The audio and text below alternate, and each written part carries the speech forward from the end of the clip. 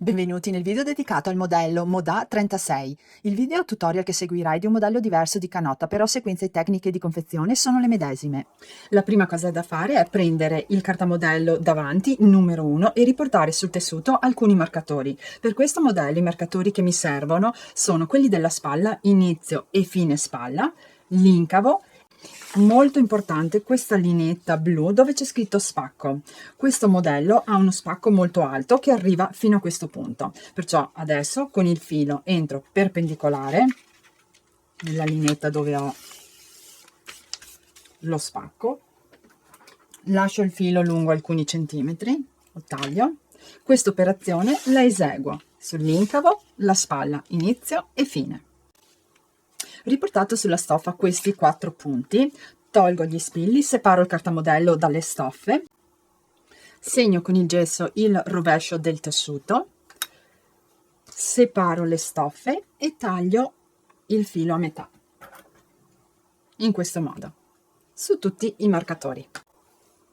Prendo il cartamodello con il dietro, numero 2, e riporto sul tessuto gli stessi marcatori che ho riportato sul davanti, perciò l'inizio e la fine della spalla, l'incavo e la lineetta che mi sta a indicare lo spacco, nello stesso identico modo, inserendo l'ago perpendicolare nel cartamodello, facendolo uscire sotto, lasciando alcuni centimetri e tagliandolo. Questa operazione li faccio per i restanti 3 marcatori.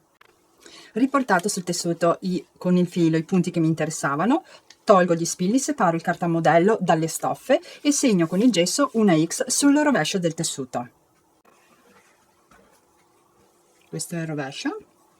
Separo i 2 strati di tessuto e taglio i marcatori in mezzo, così. Questo è il rovescio del dietro. Ho tagliato i marcatori, separo, apro. Questo è un modello molto lungo, però la parte che devo mettere assieme col davanti è una parte corta. Questo è il dritto del dietro, prendo il davanti,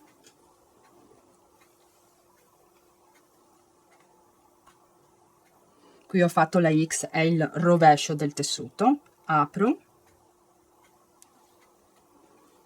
e metto dritto contro dritto, blocco per primo la spalla, l'inizio e la fine che sono segnati con i marcatori, blocco con gli spilli,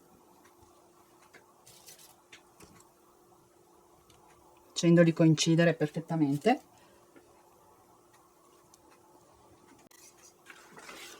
misuro i margini di cucitura che mi vengono indicati sul cartamodello e li riporto con il gesso sul tessuto. Poi imbastisco sulla linea del gesso e faccio una cucitura a macchina e rifinisco i margini di cucitura, questo in entrambe le spalle. Poi metto assieme il fianco.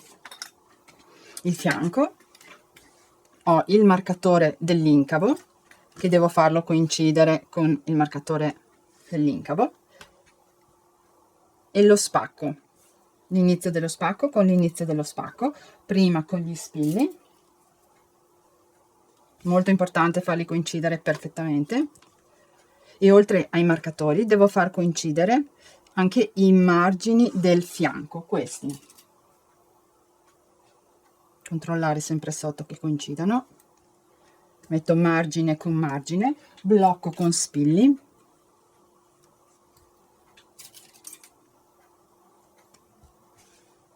misuro dal cartamodello i margini che mi vengono indicati, li riporto sul tessuto con il gesso e poi imbastisco da dove ho stoffa, dall'inizio dell'incavo fino alla marca dello spacco. Poi faccio anche una cucitura a macchina e rifinisco i margini assieme con zigzag o taglia e cuci, sia un fianco che l'altro fianco. Cucito e rifinito spalla e fianco. Il fianco ho cucito a macchina fino in questo punto e con la taglia e cuci invece mi sono fermata in questo punto e precisamente dal cartamodello la cucitura a macchina l'ho fatta fino a qui dove c'era il segno del marcatore, mentre la rifinitura con la taglia e cuci mi sono fermata in questo punto dove inizia il margine per rifinire lo spacco. Questa è la parte del modello numero 3 ed è il bordino girocollo. Tolgo gli spilli, separo il cartamodello dalle stoffe. Da questa parte ho la piega della stoffa, da questa parte invece ho i margini che li devo unire con una cucitura a macchina. All'interno c'è il dritto del tessuto, quindi lo lascio così. Misuro il margine di cucitura che mi viene indicato dal cartamodello, lo riporto sul tessuto, blocco con degli spilli ed eseguo una cucitura a macchina, solo cucitura a macchina. Cucitura a macchina effettuata. Taglio il margine e lascio solo mezzo centimetro dalla cucitura. Poi piego la fascetta a metà, rovescio contro rovescio, in questo modo. Dove ho la cucitura faccio coincidere la cucitura. Tutto attorno blocco i margini, margine con margine, e la fascetta è piegata rovescio contro rovescio in modo che esternamente ho il dritto del tessuto. Bloccati i margini con gli spilli, prendo dove ho la cucitura, qui ho lasciato il filo così si vede un po' di più, e piego a metà la fascetta, così. La piega che si forma, segno con il gesso sulla piega una lineetta, così, segno. Così ho trovato la metà della fascetta nella lunghezza. Prendo la mia tunica. Questo è il davanti della mia tunica e sono sul rovescio del tessuto. Prendo la mia fascetta e vado a bloccare la metà fascetta che avevo segnato con il gesso con metà girocollo del davanti. Per trovare il girocollo del davanti e metà del girocollo del dietro non devo fare altro che unire spalla con spalla. Ecco qua, unisco il girocollo e la piega che si forma è metà girocollo. La segno con una lineetta col gesso sia per il davanti che per il dietro. Poi accosto margine con margine, attenzione che la fascetta ho i margini aperti e qui ho la piega, quindi margine con margine, blocco per prima la metà del girocollo davanti con il segnetto che ho fatto sulla fascia, che è a metà fascia, e poi subito vado a bloccare la cucitura della fascetta con metà girocollo dietro, sempre margine con margine.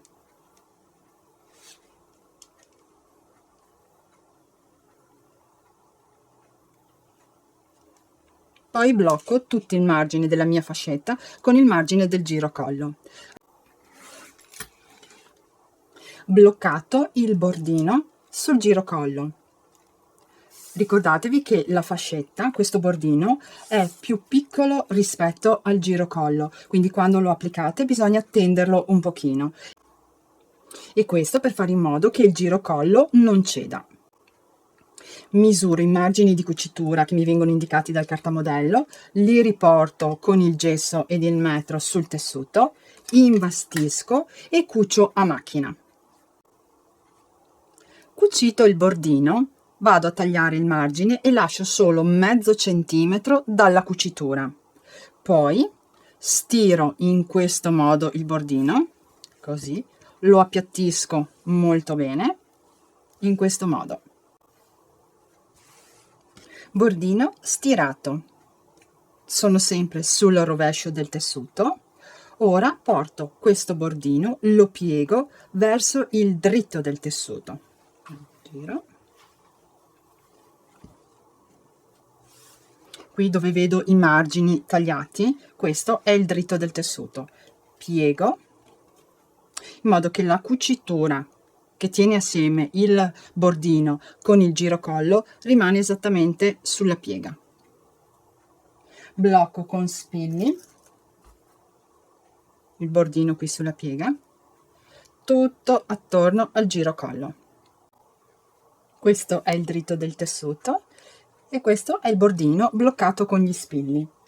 si imbastisce a 2 mm dalla piega del bordino e poi si esegue una cucitura a macchina sempre qui così a 2 mm tutto attorno al giro collo. Giro collo finito. Non si vede, ma c'è la cucitura a macchina. Questa tecnica permette di avere un giro collo bello rifinito e tutto pulito. Nel PDF informativo di questo modello c'è il link per il video come rifinire incavi con fascetta visibile sul dritto. È la stessa identica tecnica che ho utilizzato per il giro collo, però essendo un video tutorial è fatto con un tessuto e con dei fili che si vedono di più, quindi se non è chiaro questo che vi ho fatto vedere c'è il link. Ora vado a rifinire gli incavi. Gli incavi si rifiniscono nello stesso identico modo che ho rifinito il giro collo.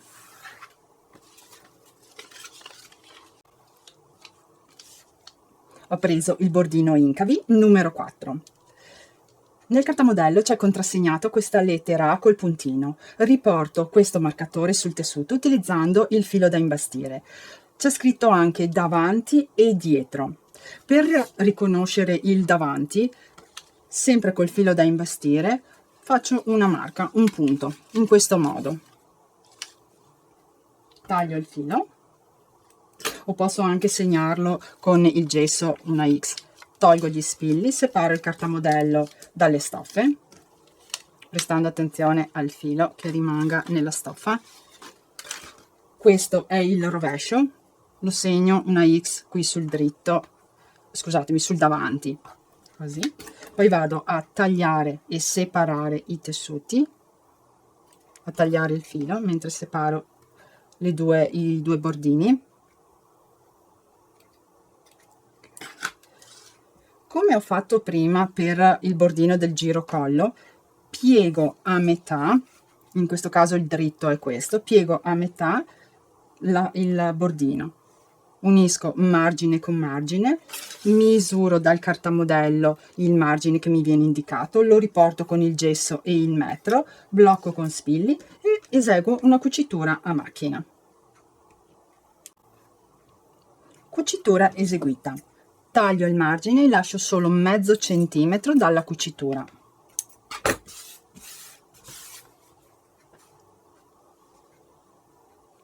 Questo è il rovescio del tessuto. Piego a metà, aprendo la cucitura, aprendo i margini di cucitura. Piego a metà, rovescio contro rovescio e blocco con gli spilli il margine qui in alto, tutto attorno. Bloccati i margini con gli spilli, prendo l'incavo della mia tunica, ho come riferimento la cucitura della fascetta che devo far coincidere con la cucitura del fianco e la lettera A che avevo passato un marcatore, che è questo, deve coincidermi con la cucitura della spalla, ma devo anche fare attenzione che ho un davanti e un dietro, perché le misure degli incavi non sono uguali. Questo che avevo segnato con un filo che si trova vicino alla cucitura rappresenta il davanti, perciò devo metterlo in questo modo. Sempre come ho fatto per il giro collo, lo appoggio la fascetta sul rovescio del tessuto. Questo è il dritto e questo interno è il rovescio. Fianco, vado a posizionare la cucitura della fascetta con cucitura del fianco, faccio coincidere margine con margine e cucitura con cucitura e rovescio della tunica con uno dei due dritti della fascetta. Prima blocco subito cucitura con cucitura del fianco e poi la lettera A che avevo segnato con la cucitura della spalla e sempre margine con margine. Vi ricordo che anche il bordino degli incavi ha una misura inferiore rispetto all'incavo, quindi quando vado a posizionarlo, a metterlo sull'incavo, bisogna un po' tenderlo. Faccio coincidere margine con margine e blocco tutto con gli spilli, tutto attorno. Il procedimento è uguale identico a quello del giro collo. Una volta che ho bloccato con gli spilli, vado a misurare il margine di cucitura che mi viene indicato dal cartamodello, lo riporto sul tessuto, Imbastisco, cucio a macchina, taglio il margine, lascio mezzo centimetro, lo stiro in questo modo e poi lo giro verso il dritto del tessuto, blocco con gli spilli, imbastitura e cucitura a macchina a 2-3 mm dalla piega del mio bordino, tutto attorno. Questa operazione la eseguo per entrambi gli incavi. Incavi rifiniti. Il modello di canotta 36, il cartamodello mi indica che è un orlo semplice. Vi ricordo che nel PDF informativo c'è il link per il video tutorial orlo semplice. Questa è la canotta del modello 36. Per orlo semplice si intende semplicemente appunto che il margine dell'orlo viene girato verso il rovescio e poi viene eseguita una cucitura. La cucitura può essere fatta con la taglia e cuci per chi ce l'ha con il punto di copertura, oppure io in questo caso ho utilizzato la macchina da cucire, il punto elastico e precisamente lo zig-zag elastico. Qui si vede poco il punto. Qui ho un campioncino. Facciamo un po'. Ok, questo è il punto ed è anche lo stesso simbolo che si ha sulla macchina da cucire. Questo punto permette al tessuto di estendersi, però non si rompe il punto ed è anche decorativo. Questo è quello che si vede sul dritto del tessuto e sul rovescio rifinisce bene anche il margine. Qui in fondo ho eseguito questo punto. Spero di esservi stata utile ai prossimi video. Ciao ciao!